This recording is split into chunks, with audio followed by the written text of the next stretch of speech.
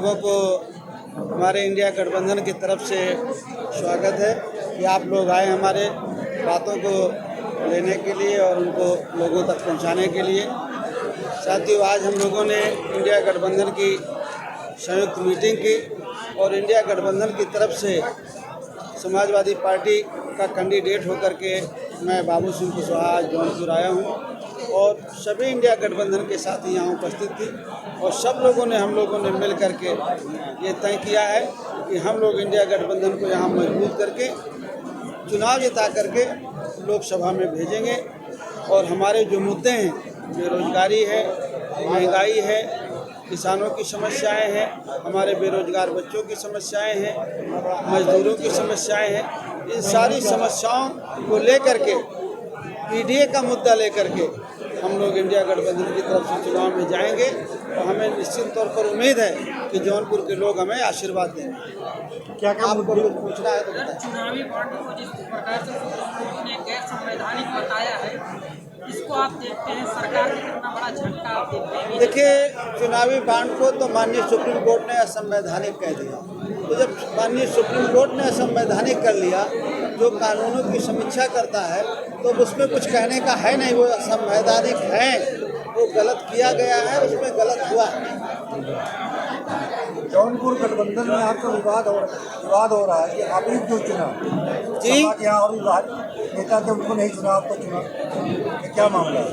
तो ये माननीय राष्ट्रीय अध्यक्ष जी और जौनपुर के जिम्मेदार पदाधिकारियों का फैसला है कि उन्होंने मुझे आदेश दिया, मैं आ गया।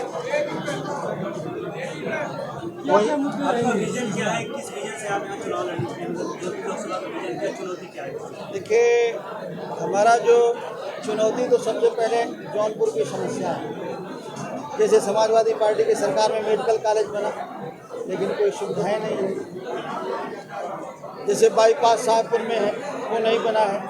बहुत सारी ओवरब्रिज बनने हैं, बहुत सारी समस्याएं जौनपुर के हैं। जौनपुर के साथी जो पढ़े लिखे हैं वो काम करने जाते हैं तो अच्छी बात है, लेकिन जौनपुर के लोग जो काम के अभाव में जो बाहर जाते हैं वो गलत है। तो यहाँ कुछ उद्योग धंधे भी होना चाहिए, ये भी एक समस्या है। तो जौनपुर की लोकल समस्याओं के साथ साथ देश की समस्या है। इस लोग संविधान बदलने के बारे में कहते हैं, लोग बड़े पैमाने पर भ्रष्टाचार कर रहे हैं, किसानों की आमदनी दोगुना करने को लोगों ने कहा और आधी हो गई है, उनके कर्ज नहीं माफ़ हुए हैं, परीक्षाओं में पेपर लीक हो जाते हैं, बेरोजगारी बड़े पैमाने पर बढ़ी है। इन समस्याओं को लेकर के, इन मुद्दों के साथ हम इंडिया गठबंधन चुनाव में जा रहे हैं। किसानों की बड़ी समस्या होती है, किसानों की समस्या को लेकर के तमाम सारी चीज़ें बाहर निकल के सामने आती है, इसको लेकर के आपको क्या लगता है? देखिए, किसानों की समस्याओं में अगर आप समाजवादी पार्टी का घोषणा पत्र पढ़ें, उन्होंने कहा कि हम लोग सरकारी गारंटी देंगे, एमएसपी लागू करेंगे, मिनिमम सपोर्ट प्राइस को लागू करेंगे, किसानों के कर्जे माफ़ करेंगे, खाद बीज सस्ती करेंगे और ब्याज रहित ऋण देंगे। जो भारतीय जनता पार्टी ने 10 साल पहले कहा था उसने नहीं किया है। समाजवादी पार्टी ने कहा है, इंडिया गठबंधन ने कहा है और जो कहा है उसको करके दिखाएंगे। सर, अखिलेश यादव ने कहा कि संविधान मंथन की चुनाव है, इसको लेकर के आप क्या कहते हैं? नहीं, संविधान मंथन का, संविधान पढ़ने का और संविधान को बचाने का चुनाव है। कि अगर हमें संविधान को बचाना है, अगर हम चाहते हैं कि हमारे और हमारे बच्चों के हक इससे सुरक्षित रहें, लोकतंत्र सुरक्षित रहे, तो हमें संविधान बचाने के लिए इस बार इंडिया गठबंधन शिक्षा के केंद्र के तौर पर पहले भी देखा जाता है, आज भी अधिकतम शिक्षा के केंद्र में अधिकतर लोग यहाँ के शिक्षित, शिक्षा के केंद्र होने के बावजूद जौनपुर बेरोजगारी स्तर में बहुत आगे है, इसको आप कैसे देखते हैं? देखिए, जौनपुर, मैंने तो यही बात कहा ना, जौनपुर में बेरोजगारी तो है ही, तभी तो कुछ लोग बाहर जाते हैं काम करने, लेकिन पूरे देश में बेरोजगारी बड़े पैमाने पर। देश की सरकारों की जिम्मेदारी थी, इन्होंने कहा था 2 करोड़ रोजगार देंगे, लेकिन 2 करोड़ क्या, कुछ लाख रोजगार भी नहीं दे पाए और रोजगार पहले से छिने। जो सरकारी भर्तियां होती थी वो संविदा पर हो गई, नौकरी है नहीं, बेरोजगारी बड़े पैमाने पर फैली है। इंडिया गठबंधन ने के घोषणा पत्र में आप पढ़िए, चाहे वो समाजवादी पार्टी का है या कांग्रेस पार्टी का, उन्होंने कहा है कि जैसे सरकार बनेगी 30-32 लाख खाली पद हैं उनको तुरंत भरा जाएगा। आपके टिकट मिलने के बाद जौनपुर की समाजवादी इकाई में कहा जा रहा है कुछ लोगों में मन मुटाव है, नाराजगी है, इसको आप कैसे देखते हैं? ये बता देंगे माननीय मंत्री। समाजवादी पार्टी में कोई मनमुटाव नहीं है। माननीय राष्ट्रीय अध्यक्ष श्री अखिलेश यादव जी का निर्णय सभी को स्वीकार्य है। अगर कहीं आपस में लड़ाई है, मतभेद है टिकट को लेकर, तो वो भारतीय जनता पार्टी में है।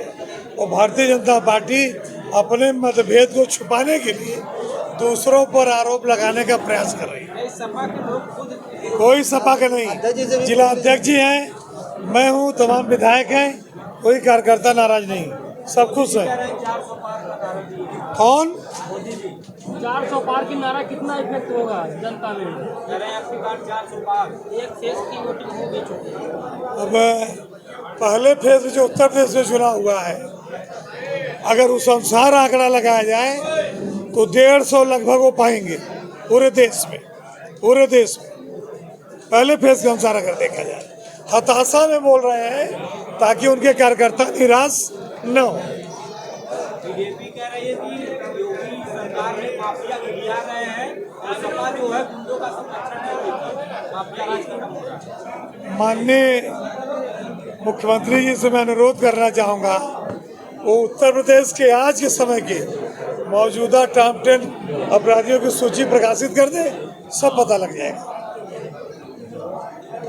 केशव प्रसाद मौर्य के साथ मौर्य और कुशवाहा बिरादरी जुड़ रहा है, वो कह रहे हैं सब हमारे साथ हैं, तो आपके साथ मौर्य बिरादरी क्या जुड़ पाएगा? अगर सब उनके साथ होते तो विधानसभा का चुनाव पूरी तरह ना हार जाते।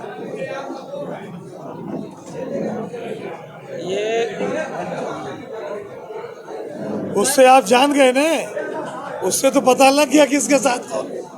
सर, महाराष्ट्र सरकार में कांग्रेस की जब सरकार थी उस समय गृह विभाग मंत्री कृपा शंकर सिंह बीजेपी से हैं, वहीं बाहुबली धनंजय सिंह की पत्नी श्रीकला रेड्डी सिंह बीएसपी से हैं, तो आप मानते हैं कोई चुनौती है या एक तरफा चुनाव?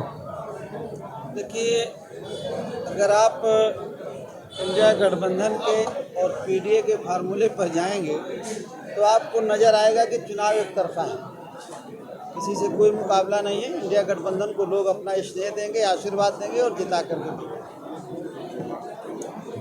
श्याम सिंह यादव को लेकर खबर आई तो टिकट ना मिलने से नाराज।